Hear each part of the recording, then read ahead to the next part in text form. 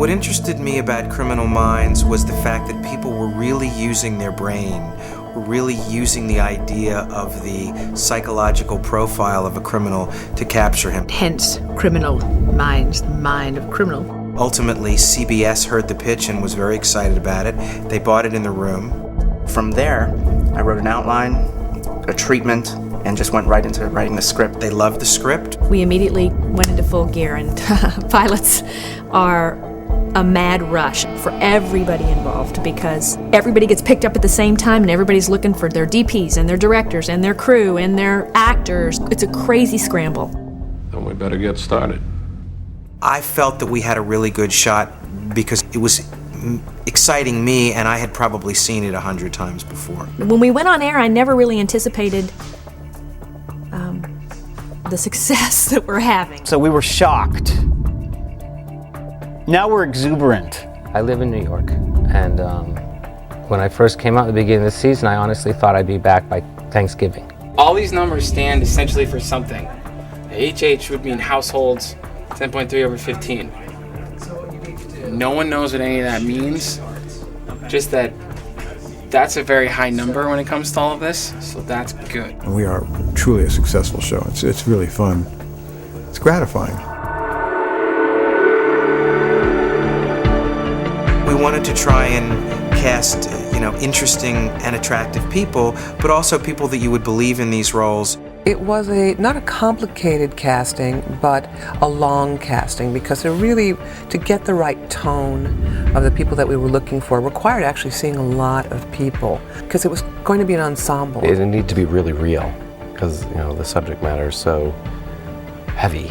I think what's important with Criminal Minds is to get the sound right, and it's the sounds of Gideon and Hotch and the rest of the team, that defines the show. All good drama, all good shows are family shows. So at the core of this show, our BAU profilers are a family. It's an interesting mix, and somehow all 7 entities come together, and it works. It works. It works on camera and off camera. It works on camera because it works off camera.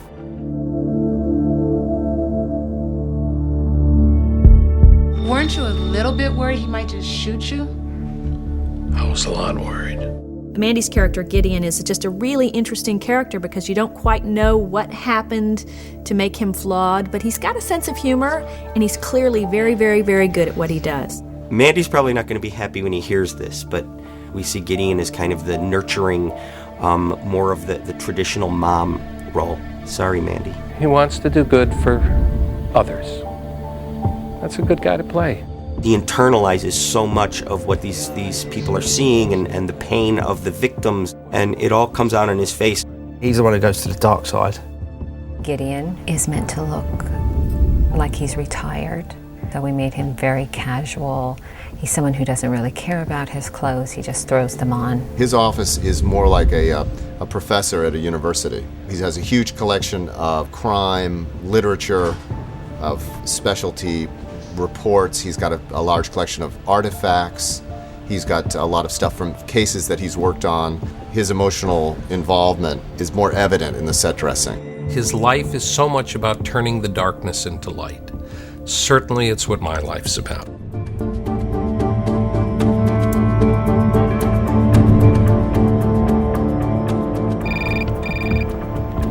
What you got? Aaron Hotchner is an important character because he's the central tree that doesn't bend. He's what we call a true believer in the FBI. He believes in the FBI. He's the only character that we're sure has ambitions above the BAU, that he could see himself someday as the director of the FBI.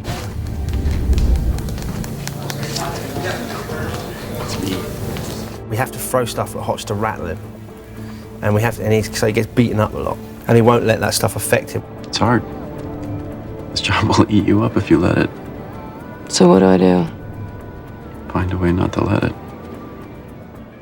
If Hotch is to well up and cry, I think we'll be crying before he does. The guy probably sleeps in a suit.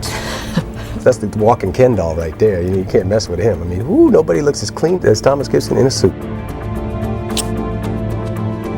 We based his office on actual regional directors' offices. He comes with this sense of authority about him. He's a good balance to Mandy's passion.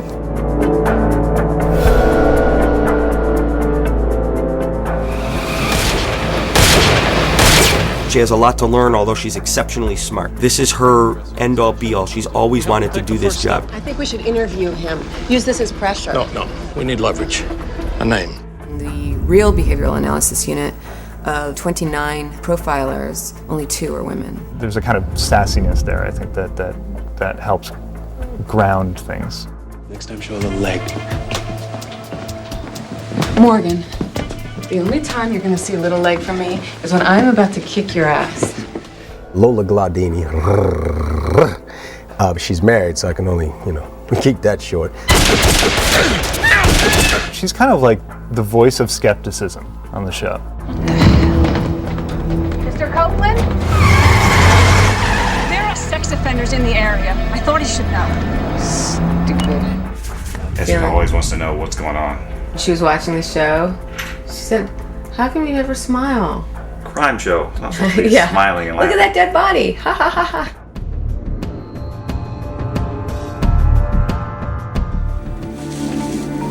What is he doing? He's role playing. How does that work? He's trying to think like the kidnapper. We try to look at our characters as each having a different kind of way into the crime, and Morgan's way into the crime is to put himself in the shoes of the killer. Okay, not that easy to maneuver. That means I'm a little bit athletic. He'll be the first to pull the gun out and kick somebody or kick a door down. He's the muscle. Shamar is wearing his bat belt. I don't know if you noticed, but it's the bat belt. It's full of gadgets. Hey, Shamar, come here for a second. Set! Pictures up! Just showing him your bat belt. You look like Batman with the bat belt. I'm Gadget Man. He's a very handsome guy, which doesn't hurt when you're doing a television show. Shamar is more than just a pretty face. Shamar is a much better actor than I think people realized he was going into this. He's the one who gets the crazy fans. Whenever we go anywhere, I mean, it's always Shamar. It's like women running up to him, Shamar, Shamar. Must be tough, man. We are ready for first team. I ain't coming. All right, you understand that? I'm getting glamorized. I'm getting pretty. Yes. It takes time.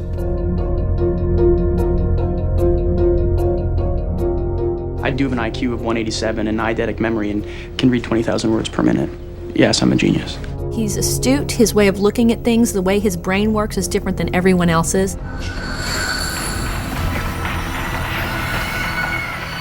His mind works so fast and he's so unique, it's kind of hard to keep up with him. My original conception of him was much different than the way it turned out in the show. But originally I had a pencil-thin mustache and very big, horribly thick glasses and really long, stringy hair. I wanted him to be more of a deranged hermit than a clean-cut scholar. He's probably wearing ties that are his grandfather's. He's wearing old shoes.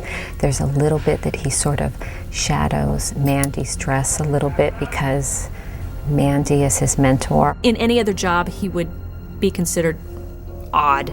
But in this job, he's considered brilliant. And so he's found his niche in life. Botulism toxin is the deadliest substance known to man. It blocks acetylcholine receptors, paralyzing its victims until basically choking you to death. Without a antitoxin, a lethal dose will kill you in 36 hours. Everything he knows is from a book, and this is his first true life experience, and it's the worst of all. He hadn't been seen on television before. Fresh new face. The first audition, we didn't really notice just how good he was. In China, it's called Wei Qi. Here it's called Go, and finding it is rather disturbing.